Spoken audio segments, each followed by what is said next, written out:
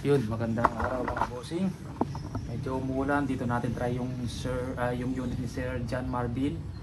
Yan, MSG Camagong Woodstock, MSG 177 barrel. Ito po yung woodstock niya, tinanggal natin. Yan, Camagong po siya mga bossing. Yung kalahati mahogany. Camagong po yan.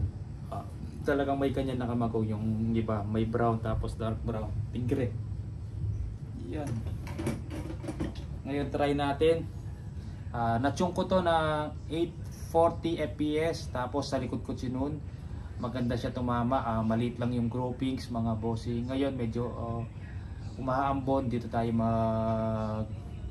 natin papakita yung groupings. Yan. Gamit ko na bala mga bossing 177 na local pellet na zoom. Nasaan yung takip? 177 zoom. Ngayon pakita natin yung groupings. Lagay tayong bagong target mga bossing. Output niya 17 input, pwedeng 3,000 o 28. Matipid yan sa hangin kasi caliber 177.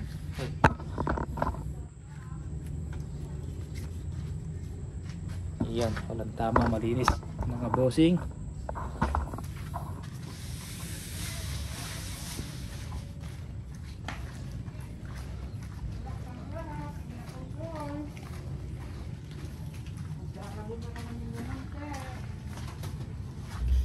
Lumaki na ng tubig, malakas ang ulang kanina at saka kagabi.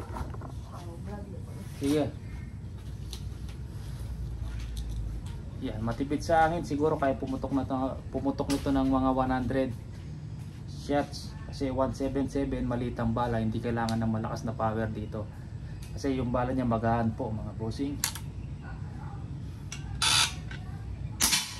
Yun, 1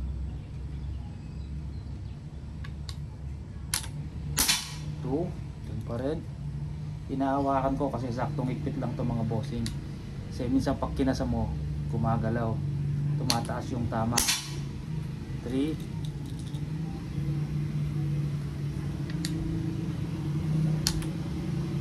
4, yun, bumaba sa pellet lang yon, bumaba yung isa.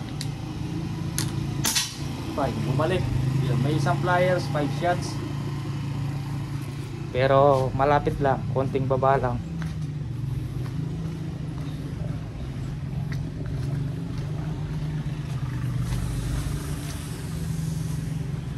Ayan siya, oh, liit ng groupings. May bumabang konti pero pag ulog, pag pinasok ko yung ituturo ko dito, maliit lang yan mga bossing, hindi pa makapasok.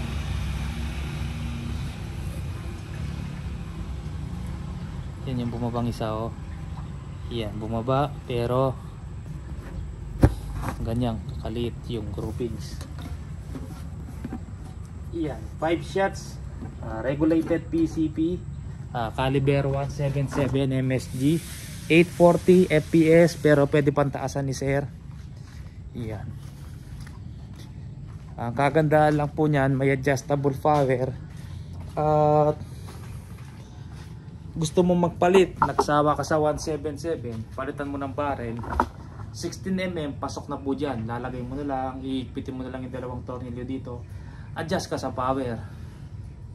Kasi kailangan ng 22 malakas na power, ikpitan mo to, lalakas yung unit, luwagan mo, ihina yung unit. Ganun po yung kagandahan ng may adjustable power. Pag walang adjustable power, puputol ka ng spring o magpapalit ka ng mas mahaba mga bossing. Hindi kagaya niya, nagsawa si sir sa caliber 177, pwede siyang magpalit ng caliber 22, adjust na lang sa power. Gusto niyang abutin ng 900 fps, pwede po mga bossing. Nakaishare na lang, pero yung timplang kinuha ko, yung gusto kong timpla pang hunting. Kasi mabilis ang 177, pag 900 plus na yan, hindi magandang pang hunting. Kasi maliit ang bala, nawawala yung impact pag tumama sa daga kasi sobrang liit ng bala, tapos mabilis pa. Nakakalayo po yung tinatamaan dahil sa sobrang bilis, tapos maliit yung bala, walang impact, sobrang bilis, nakakalayo pa po yung tinatamaan mo. O kung nasa puno, nagga-glide. Yan. Pag tira mo, hindi diretso baksak. Yan. Parang nagulat yung ibon, hindi niya alam, tinamaan siya. Nakakalipad pa, nakakalayo. Pahirapan sa paghahanap. Yan. Kaya yung tune na nilagay ko, doon sa akma, doon sa experience ko na gusto ko, 830, 840, 850, hanggang ganun lang po ang tamang tune sa paghahunting. Lalo na sa 177 mga bossing. Dahil maliit po yung bala, kailangan may impact. Pag may impact yung pagtama, ramdam agad nung binaril mo, papaksak yan pababa diretso. Hindi na po mag-glide.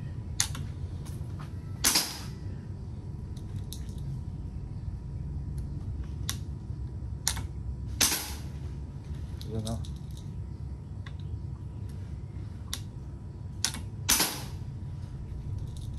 Matipid to.